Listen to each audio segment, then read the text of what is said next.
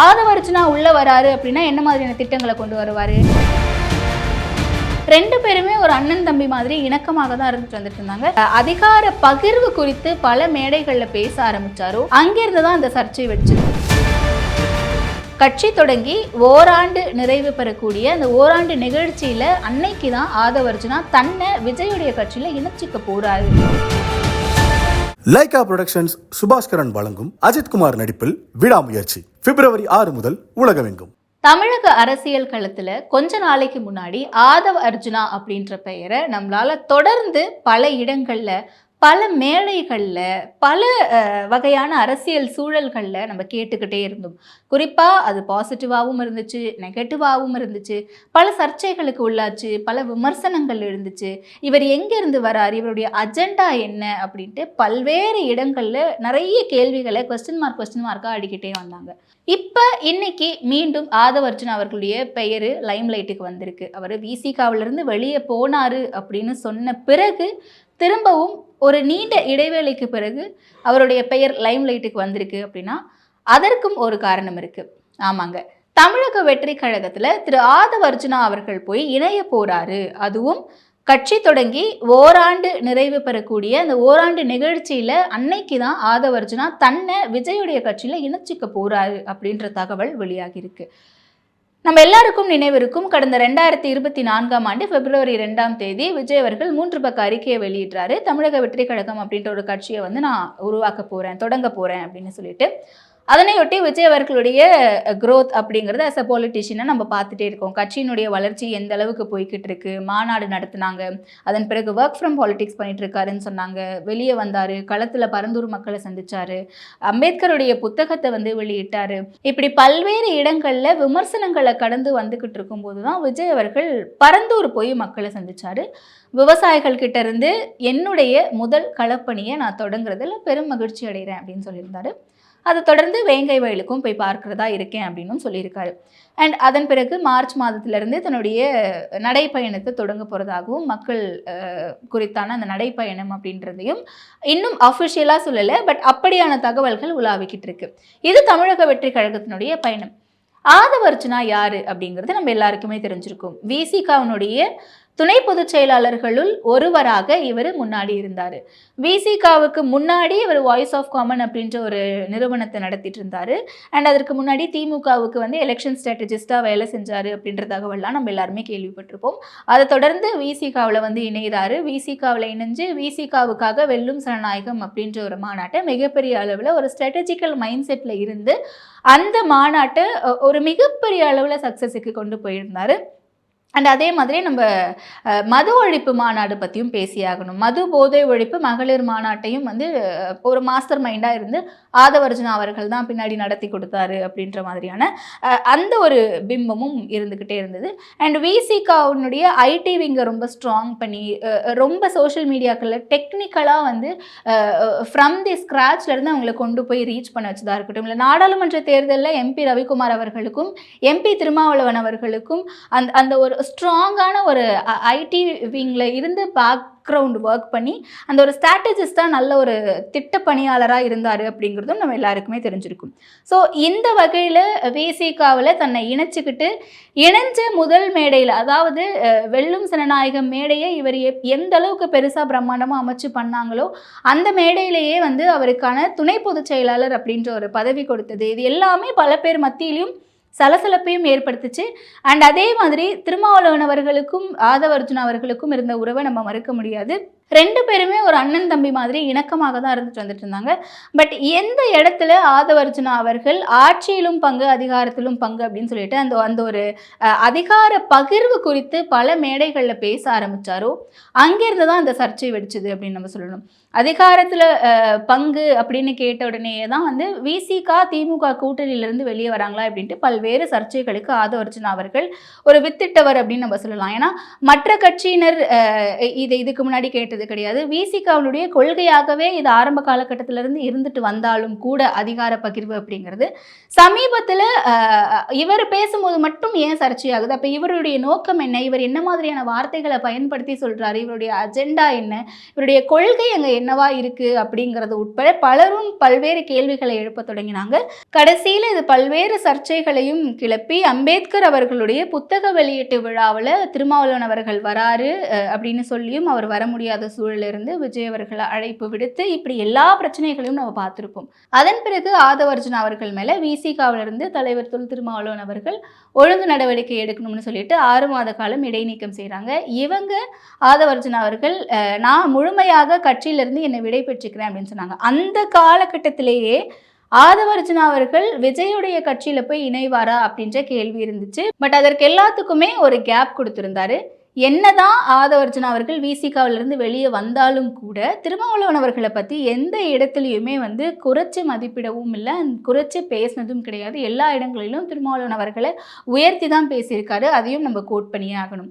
So இப்படியாக தமிழக வெற்றி கழகத்தினுடைய குரோத் ஒரு பக்கம் இருந்துச்சு, ஆதவர்ஜுனா அவர்களுடைய குரோத் ஒரு பக்கம் இருந்துச்சு, அண்ட் விசிகாவினுடைய குரோத்தும் ஒரு பக்கம் இருந்திருக்கு. மாநில அங்கீகாரம் பெற்றிருக்காங்க. இப்போ கட்சியிலிருந்து வெளியே வந்த பிறகு ஆதவர்ஜுனா அவர்கள் எந்த கட்சியில் இணைய போறாரு அப்படிங்கிறது அவர் கட்சியிலேருந்து வெளியே அந்த நேரத்தில் ஒரு ஹாட் டாப்பிக்காக இருந்துச்சு. பட் பல்வேறு அரசியல் சூழல்கள் வர வர வர வர ஆதவர்ஜுனா அவர்களுடைய ஆக்டிவிட்டீஸ் ரொம்ப சைலண்டாகவே இருந்துச்சு. அவர் பெருசாக லைம்லைட்டில் இல்லை. இப்போ திரும்பவும் நேற்றைக்கு அவர் விஜய் அவர்களை போய் பட்டினப்பாக்கத்தில் இருக்க அவருடைய இல்லத்தில் சந்தித்ததாகவும் ஒரு தகவல் வந்திருக்கு. இந்த சந்திப்பு அப்படிங்கிறது 1 மணி நேரத்திற்கும் மேலாக நிகழ்ந்ததாகவும் சொல்லப்படுது. இந்த சந்திப்பின் போது கூட பொதுச் செயலாளரும் இருந்தார், தமிழக வெற்றி கழகத்தினுடைய பொதுச் செயலாளர் அப்படின்னு சொல்லப்படுது. ஓகே, ஒருவேளை சந்தித்தது உண்மை அப்படின்னா விஜய் அவர்களை சந்தித்ததன் மூலமாக இவர் கட்சியில் இணைய போகிறாரு இன்னும் கூடிய விரைவில், அதாவது தமிழக வெற்றி கழகத்தினுடைய இந்த ஓராண்டு நிறைவு விழாவில் அவர் கலந்துக்க போகிறாரு. கலந்துக்கிட்டு அந்த நிகழ்விலேயே கட்சியில் தன்னை இணைச்சிக்க போகிறாரு அப்படிங்கிறதும் உண்மையாக இருக்கும் பட்சத்தில் என்ன மாதிரியான நகர்வுகள் அடுத்தடுத்து இருக்கும்? தமிழக வெற்றி கழகத்தில் ஆதவர்ஜுனாவுக்கு என்ன மாதிரியான போஸ்டிங் கொடுப்பாங்க அப்படின்னா அதற்கான பாசிபிலிட்டிஸை நம்ம பார்ப்போம். ஓகே, தமிழக வெற்றி கழகத்தில் விஜய்க்கு அடுத்தபடியாக யார் இருக்கா அப்படின்னு பார்த்தோம்னா தலைவர் அப்படின்ற ஒரு ஐகானா விஜய் அவர்கள் இருக்காரு. அவருக்கு அடுத்தபடியாக இருக்கக்கூடிய ஒரு ஐகான் அப்படின்னு பார்த்தீங்கன்னா கட்சியினுடைய பொதுச் செயலாளராக இருக்கக்கூடிய ஆனந்த் அவர்கள். இவருக்கும் விஜய்க்கும் இருக்கக்கூடிய அந்த ரிலேஷன்ஷிப் நம்ம சொல்லவே வேண்டாம். ஏற்கனவே நம்ம ரசிகர் மன்றமாக இருந்து மக்கள் இயக்கமாக மாறின அந்த காலகட்டத்திலேருந்தே கிட்டத்தட்ட 20 ஆண்டு காலமாக இவங்க 2 பேருக்கும் அந்த உறவு அப்படிங்கிறது இருக்குது. ஒரு நல்ல பாண்டிங். அதன் அடிப்படையில் இவர் ரசிகர்களை இத்தனை ஆண்டு காலமாக மக்கள் இயக்கம் இருந்த போதிலிருந்தே கட்டமைச்சிட்டு வந்துட்டுருக்காரு அப்படின்றதுக்காக பொதுச் செயலாளர் அப்படின்ற பதவி அவருக்கு கொடுக்கப்பட்டது. அண்ட் இன்னொன்று மெயினாக எலெக்ஷன் ஸ்ட்ராட்டஜிஸ்ட், தாவேகாவுக்கான எலெக்ஷன் ஸ்ட்ராட்டஜிஸ்டாக இது வரைக்கும் வெளியே ஆஃபிஷியலாக அவங்க தரப்புலேருந்து சொல்லவே இல்லை. ஆனாலும் கூட பத்திரிகையாளர்கள் மத்தியில், ஊடகங்கள் மத்தியில் எல்லாருக்கும் தெரியும் ஜான் ஆரோக்கியசாமி அவர்கள் தான் விஜய் அவர்களுக்கு ஸ்ட்ராட்டஜிஸ்டாக ஒர்க் பண்ணிட்டு இருக்காரு அப்படின்னு சொல்லிட்டு. ஸோ அந்த வகையில் எலெக்ஷன் ஸ்ட்ராட்டஜிஸ்டாக ஜான் ஆரோக்கியசாமி அவர்கள் இருக்காங்க. அப்போ ஆதவர்ஜுனா அவர்களை எந்த இடத்துல ரீப்ளேஸ் பண்ணுவாங்க? ஆதவர்ஜுனா அவர்களுடைய அந்த ஒரு பவர் ஹைரார்கி லெவலில் என்னவா இருக்கும் அப்படிங்கிறது கேள்விக்குறியாகுது. ஆதவர்ஜுனா அவர்கள் பேசிக்காகவே ஒரு எலெக்ஷன் ஸ்ட்ராட்டஜிஸ்டாகவும் இருக்கார். அண்ட் கட்சியில், அதாவது விசிகாவில் இருந்தபோது துணை பொதுச் செயலாளர் அப்படின்ற ஒரு பதவியில் இருந்திருக்காரு. இப்போ ஆதவர்ஜுனா அவர்களுக்கு பொதுச் செயலாளருக்கும் அடுத்தபடியான ஹைரார்கி லெவலில் பொதுச் செயலாளருக்கும் அடுத்தபடியான ஒரு பொறுப்பு கொடுப்பாங்க அப்படின்ற பட்சத்தில் ஒன்று துணை பொதுச் செயலாளராகவோ இல்லை இணை பொதுச் செயலாளராகவோ பதவிகள் கொடுக்கறதுக்கான வாய்ப்பு இருக்கு அப்படின்னு எக்ஸ்பெக்ட் பண்ணப்படுது. அண்ட் இன்னொன்று, வெறும் துணை பொதுச் செயலாளராகவோ இல்லை இணை பொதுச் செயலாளராகவோ மட்டுமே ஆதவர்ஜுனா இருந்துருவாரா அப்படின்னு கேட்டால் கண்டிப்பாக கிடையாது. ஏன்னா விசிகாவிலேயே அவர் டுயல் ரோல் பண்ணிட்டு இருந்தார், துணை பொதுச் செயலாளராகவும் இருந்தார். And at the same time இன்னொரு பக்கம் தன்னுடைய வாய்ஸ் ஆஃப் காமன் நிறுவனம் மூலமாக விசிகாவை எப்படியெல்லாம் கொண்டு போய் மக்கள் மத்தியில், யங் ஜென்ரேஷன்ஸ் மத்தியில், வில்லேஜஸில் மூளை முடுக்கிலெல்லாம் கொண்டு சேர்க்கணும் அப்படிங்கிறதுலையும் ரொம்ப கீனாக இருந்தார். அண்ட் ஸ்ட்ராட்டஜிக்கலாகவும் நிறைய வேலைகளை செய்து கொடுத்தாரு. அதே மாதிரி தான் தமிழக வெற்றி கழகத்துக்கும் அவர் ஒரு இணை பொதுச் செயலாளராகவோ துணை பொதுச் செயலாளராகவோ புசியானந்த் அவர்களுக்கு அடுத்தபடியாக என்ன பொறுப்பு இருக்கோ, என்ன பொறுப்பு அவரை ஹானர் பண்ணுற வகையில் கொஞ்சம் பெரிய பொறுப்பு தான் கொடுப்பாங்க அப்படின்னு எதிர்பார்க்கப்படுது. ஆனால் அந்த பொறுப்பு அப்படிங்கிறது ஆனந்த் அவர்களுக்கு மேலே இருக்காது, அவர்களுக்கு கீழே இல்லாட்டி இணையா அப்படிதான் இருக்கும் அப்படின்னு எதிர்பார்க்கப்படுது. அப்ப இந்த இடத்துல அவருக்கான பொறுப்பு அப்படிங்கிறது கட்சியில ஒரு பார்ட்டி மெம்பரா ஒரு பாலிட்டிஷியனா அவரை அடையாளப்படுத்திக்கிறதுக்காக இந்த ஒரு பொறுப்பு அப்படிங்கிறது கொடுக்கப்படும். And at the same time அவருடைய வாய்ஸ் ஆஃப் காமன் நிறுவனம், நான் ஏற்கனவே எலெக்ஷன் ஸ்ட்ராட்டஜிஸ்டா ஜான் ஆரோக்கியசாமி அவர்கள் இருக்காரு அப்படின்ற பட்சத்துல இவரை எப்படி ரீப்ளேஸ் பண்ணுவாங்க அந்த இடத்துல அப்படின்னா, அண்ட் ஜான் ஆரோக்கியசாமி அவர்களை வெளியே அனுப்பிட்டு அந்த இடத்தை ரீப்ளேஸ் பண்றதுக்காக தான் விஜய் அவர்கள் ஆதவர்ஜுனா அவர்களை கட்சிக்குள்ள கொண்டு வராரா அப்படின்னு கேட்டா அந்த கேள்வியும் கேள்விக்குறியாகவே இருக்கு. ஏன் அப்படின்னா, ஒருவேளை ஆடியோ விவகாரம் தான் விஜய் அவர்களை ரொம்ப டென்ஷனுக்கு உள்ளாகி இருக்கு, அதனால தான் இந்த மாதிரியான முடிவுகளை எடுக்கிறாங்க அப்படின்னா இதை ஆடியோ விவகாரம் வந்த உடனேயே எடுத்திருக்கலாம். பட் இப்போ எடுக்கிறாங்க அப்படின்னா அந்த ஓராண்டு நிறைவையொட்டி என்ன மாதிரியான திட்டங்களை போட போறாங்க அப்படிங்கிறத நெருக்கிட்டாங்க அப்படின்ற பட்சத்தில் ஜான் ஆரோக்கியசாமி அவர்கள் கட்சிக்குள்ள இருந்து அவரு பேக்எண்ட்ல இருக்கக்கூடிய வேலைகள் எல்லாத்தையும் பார்க்கறதுக்கான ஒரு ஸ்ட்ராட்டஜிஸ்டா இருப்பாரு அப்படின்ற ஒரு தகவல் இருக்கு. அண்ட் ஆதவர்ஜுனா அவர்களும் தன்னுடைய வாய்ஸ் ஆஃப் காமன் டீமை வச்சுட்டு களப்பணியில் என்ன மாதிரியான ஸ்ட்ராட்டஜிக்கல் ஒர்க் பண்ண போகிறாரு, விஜய் அவர்கள் எங்கே போகணும், எப்படி நிற்கணும், எப்படி பேசணும், வேங்கவேலுக்கு போனால் என்ன மாதிரியான ஆக்ஷன்ஸை எடுக்கணும், இல்லை என்ன மாதிரியான முழக்கங்கள் வைக்கணும், அந்த மக்களை எப்படி அணுகணும் அப்படின்னு சொல்லிட்டு களப்பணி சார்ந்து தேர்தல் பணிகள் சார்ந்து விஜய் அவர்களை நகர்த்தி கொண்டு போகிற ஒரு ஸ்ட்ராட்டஜிஸ்டாக ஆதவர்ஜுனா அவர்கள் இருப்பார் அப்படிங்கிறதும் எதிர்பார்க்கப்படுது. அண்ட் நேற்றைக்கு நடந்த இந்த 1 மணி நேரத்திற்கும் மேற்பட்ட அந்த சந்திப்பு, விஜய் அவர்களுக்கும் ஆதவர்ஜுனா அவர்களுக்கும் நடந்த அந்த சந்திப்பின் போது என்ன பேசப்பட்டுச்சு அப்படிங்கிறது தகவல்களாக கசிந்திருக்கு. இது எந்த அளவுக்கு ஆத்தென்டிக்னு தெரியல. பட் தகவல்களின் அடிப்படையில் வச்சு பார்க்கும்போது விஜய் அவர்கள் அடுத்து என்ன மாதிரியான திட்டங்கள், என்ன மாதிரியான பணிகளை மேற்கொண்டா கட்சியை மென்மேலும் வளர்த்து கொண்டு போக முடியும், என்ன மாதிரியான ஒரு வேயை சூஸ் பண்ணி நம்ம ரைட் பாத்தில் போகிறது அப்படின்னு கேட்டதாகவும், ஆதவர்ஜுனா அவர்கள் இதை செய்யலாம், இப்படி பண்ணால் கரெக்டாக இருக்கும் அப்படின்னு சொல்லிட்டு அவருடைய ஸ்ட்ராட்டஜிக்கல் மைண்ட் செட்டை யூஸ் பண்ணி ஒரு திட்டத்தை வகுத்து கொடுத்ததாகவும், ஒரு திட்டத்திற்கான ஒரு அடித்தளத்தை அங்கே விஜய் அவர்கள்கிட்ட சொல்லிட்டு வந்ததாகவும் சொல்லப்படுது. And at the same time Aadhav Arjuna அவர்கள் கட்சியில் இன்னும் அஃபிஷியலாக இணையல, அண்ட் இணைய போகிறாரு அப்படிங்கிறதும் தகவலாக தான் வந்திருக்கு. அப்படி இணைகிறாரு அப்படின்ற பட்சத்தில் 2ஆம் தேதி கட்சியினுடைய ஓராண்டு நிறைவு விழாவில் அந்த இணைப்பு இருக்கும் அப்படின்னு சொல்லப்படுது. ஆதவர்ஜுனா உள்ளே வராரு அப்படின்னா என்ன மாதிரியான திட்டங்களை கொண்டு வருவார்?